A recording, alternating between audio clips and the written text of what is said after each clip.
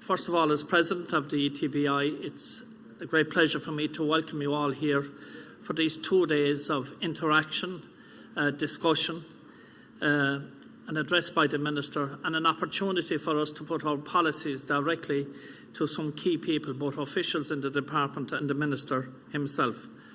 In welcoming you, I'd like to welcome Michael Moriarty, the former recently retired Secretary General down here, and all our guests that will be here at the conference. I'd also like to thank our exhibitors, and I would ask you to, give them some time and discussion. They make the conference feasible, and obviously, look, they're here to offer services. So if you have time over the next 2 days, please show them the courtesy of visiting their stands. I'd also like to welcome to our first conference our new General Secretary, Nessa White. It's a challenging time. Obviously, transition is an important part of any organisation, but I would certainly, from my dealings as a President with Nessa, she has this level of professionalism and I believe core values that this organisation treasures, and I wish her well in her career into the future. But just to get the formalities started, we're delighted to be here and to have present with us Councillor Sean Power, the Mayor of Kildare, and Noel Merrick, our own colleague and Chairperson of Kildare and Wicklow ETB. So to formally open this conference, I'm going to call on Councillor Sean Power to address you.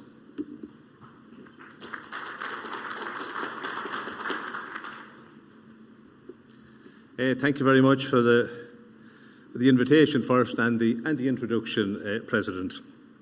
Can I welcome all delegates and councillors? I see a lot of familiar faces amongst the delegates here, but to welcome you all to Kildare, and then particularly here to Killashee. Killashee opened as a hotel 20 years ago this year, and before that served as a school in the area for many, many years. So I suppose it's a little ironic, but maybe very fitting at the same time, that you're having your conference here today.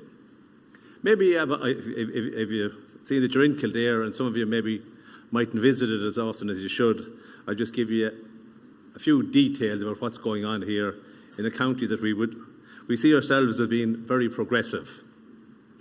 It's a county that loves sport. We're known as a thoroughbred county, and we love, I suppose, following our football, hurling, any sporting team. Now, there are 3 Ks in Ireland: Kilkenny, Kerry and Kildare. And unfortunately, Kildare is the one that finds it so hard to win all Ireland's, but maybe someday we might rectify that. But as a thoroughbred county, we're called that for a good reason. And you'll see whether you're visiting the Curragh or indeed many parts of Kildare, there are many, many training establishments and studs right throughout the county. And while it's called the Sport of the Kings, I'm President of the stable staff, and I'd be very conscious of the fact that the racing industry provides employment in parts of rural Kildare and rural Ireland that very few industries could aspire to. We've seen over the last few years a huge investment in our 3 racetracks here, Punchestown, Naas, and more recently at the Curragh, where we're spending over €70 million on developing a new stand and totally new complex there at the Curragh, which should be open by April of next year. But as a county, indeed as a county council, we have a very strong focus on business, tourism, infrastructure, education and housing.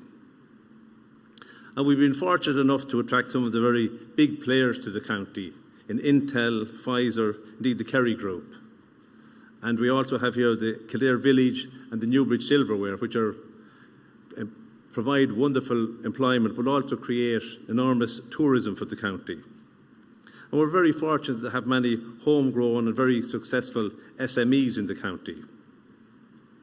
In Kildare too, we're also very conscious of the fact that traffic leaving Dublin heading west or south will come through our county.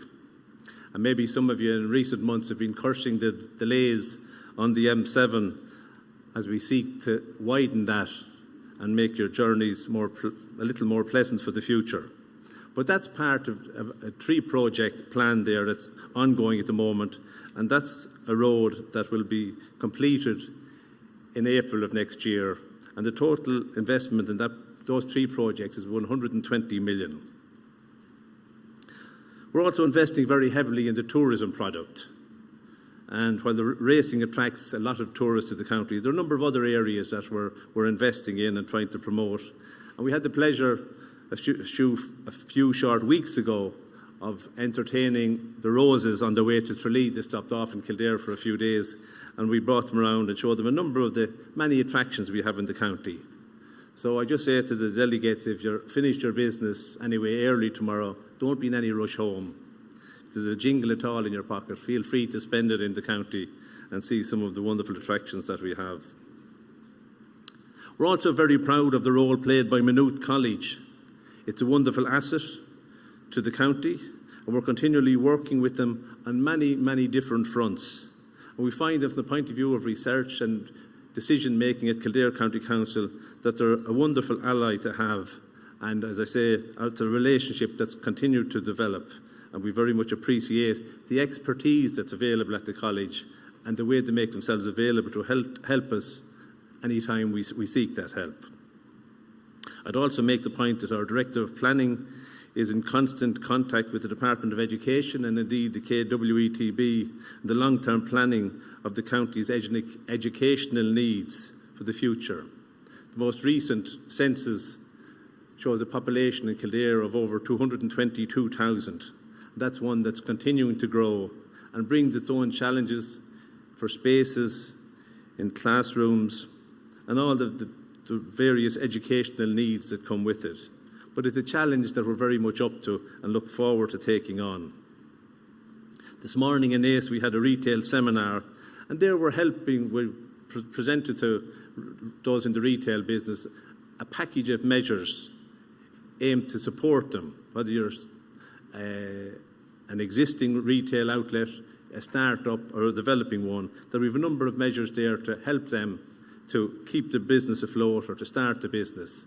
And we'd look at this as a very essential part of keeping life in the towns and villages in Kildare. It is a challenge, but it's one that we think that we can overcome. We also work very closely with Enterprise Ireland and other organisations in attracting businesses to the county. And we feel that we have a great location here. And our aim is to try and make Kildare a lovely county to live in, to work in, to visit or to do business in. We have a lot of progress to make, but I think we've set about it in the right way, and I think it's something that we can achieve. I realise that here under this roof that you have very serious business to do over the few days. And I remember being at a conference once and someone said, for a conference to be a success, you must make one new good contact and come away with one new idea. And I'm sure you'll have plenty of opportunity to participate and make it as productive as possible. My late father, Paddy Power, was a member of the Kildare VEC for many years. And he had a great appreciation of the very special role played by VECs throughout the country and now by ETBs. And when you look at it and see that the ETBs are operating 278 second-level schools, post-leaving certificate colleges, vocational training centres, and over 500 education centres, it gives some indication of the huge role that you play in education in Ireland. And when one meets those students on an individual basis, as I do on a regular basis, and I'm sure a lot of my councillor colleagues would too, and you learn of the huge changes it's made to their lives, the opportunities it has created, and the confidence it has given them. I just want to thank the staff right around the county for making all that possible. And for my experience, I think for many of the staff working in the ETBs, it's not just a job, but a vocation, and one they have real passion for, and take a very personal interest in their learners. I remember one of the first educational events I attended, and it was a certificate. They were awarding certificates, and the group decided one man to speak on their behalf to thank those who had given their time to provide the course. And he just mentioned to us about, he got up and said, as a 13-year-old boy, he said, and that's all I was, my father died. And he said, I was the eldest of 6 children, and my mother, she had no real income. She sent me out to work the first opportunity I got. And he said that was as a helper on a bread van. And he was bringing in the money. So he said, this is the first chance I've got at education. In those days, it was called second chance education. And he said, while I'm very appreciative of the opportunity that has been given to me over the last number of months, I take exception to the word or the phrase second chance education. I know it's no longer called that. But we have to be conscious of people like that who slip through the net and that we're able to provide some opportunities for them to get back into the education system. But one of the big challenges I think facing us all is to make education accessible to all. I've dealt with a TD for a number of years and dealt with travellers, many people from socially disadvantaged areas, and indeed refugees. And there was one traveller in particular who wrote a play about his experience. And it would do you all good just to listen to him as he expressed the challenges that he faced. And he was one with, I suppose, more confidence than a lot of his colleagues on the halting site. But he said even when he started off in secondary education and he had to get the uniform. Now the uniform was a jumper and the slacks, the tie and the shirt. And he came back and he said the insults and the abuse he got from other travellers on the site. Then who do you think you are to be going off to second level education? And only for he was strong enough to continue in the education. It would have been so much easier for him to throw off the uniform and gather with the rest of them. But they're the sort of difficulties that many travellers have to deal with. And likewise, in a number of the socially disadvantaged areas in our country, it's not the norm for people to go at the third level. And you must have the support of families, friends, and neighbours to do just that, apart from the financial aspect of it. Equally, I would see with refugees, you see, come to the country, in many cases their children start off in primary schools around the country and they pick up the English language very quickly. But in many cases those parents don't have little or no English. And it's very difficult for them then to really enjoy or to participate. And apart from the human right aspect of it, they all deserve access to education. And I think if we don't deal with this in a serious fashion, and we don't allow people to play a meaningful role in our society, we're only creating further problems down the road. Now, in relation to the ETBI, I would just say that unfortunately we attracted a lot of bad publicity during the year, which was difficult, particularly on the staff. But I know from talking to the staff that there's a commitment there to continue to serve the learners who so badly need of our services. And that's a commitment given by the chairman here, Noel Merrick, and the new CEO, Dr. Deirdre Keys. And I know Noel for many, many years. Here's a man who, well, he actually taught me for a few years. He probably didn't do a great job on it, but he taught me for a few years, but went on then to become principal in the CBS in Naas. He retired a few years ago, or so we thought. But I serve with him now on the board of management of the post-primary in the Curragh, and he's involved so much still in education. And that's what you call public service. Here's a man who should be enjoying the fruits of his labour, but is still, he has this passion for education, and he's still trying to pass on the experience, the knowledge that he's gained over many, many years to so many of the rest of us around the country. And I would just say, if the future of the ETBs around the country was in the same hands as Deirdre and Noel, the future would be very bright indeed. And thank you very much, and wish you well, and the board.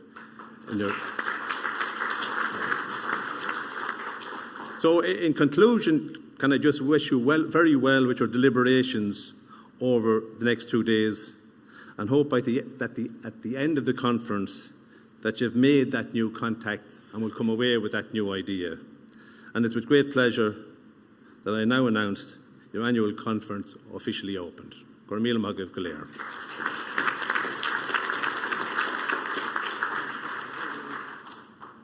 I'd like to thank Councillor Sean Power for his kind words, and particularly when he mentioned the VC and his father's service on it, because we are aware that we're really the core of our business is in changing people's lives. And sometimes we get caught up in all different types of issues, but we still have that, we're still in that privileged position where we can change people's lives. On Sean's note on Noel, so I'd like to call on Noel, our colleague Noel Merrick, as chairperson of Kildare and Wicklow ETB, to say a few words.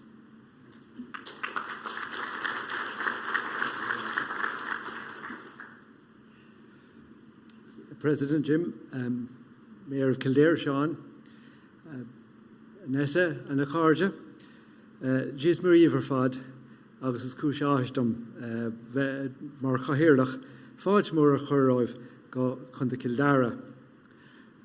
You are indeed most welcome to Naas and to the Kildare and Wicklow area. As Sean mentioned, this hotel indeed was formerly a school, but at that time it was isolated out in the middle of the country out here in Killashee.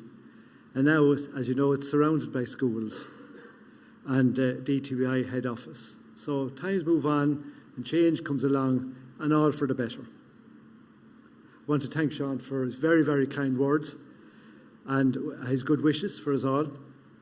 And I can tell you Sean was an excellent student and a great bookie as well, even in second year in school.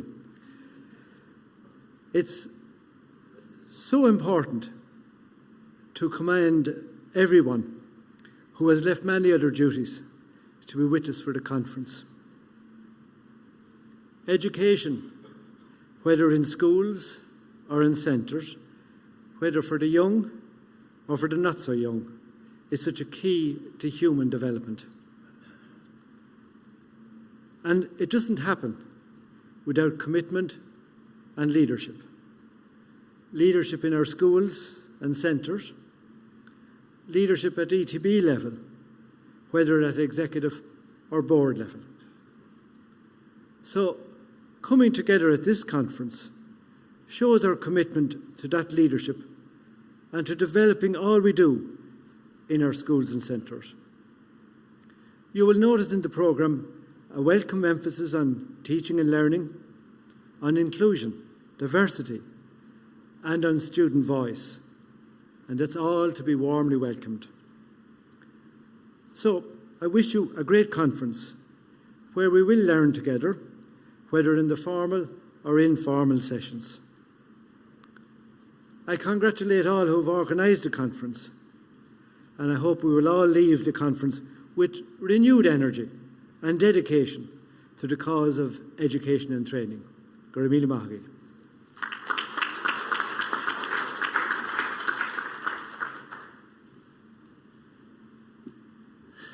I'd like to, again, on your behalf, to thank Noel but also Councillor Sean Power for their presence here today to honour us with the opening of this conference. So I know Sean in particular has another engagement to go to, but again, it was a pleasure to have you here, and thank you for your kind words. The next item on the agenda will be the annual, if you like, the presentation by Nessa of the Statement of Accounts for 2017.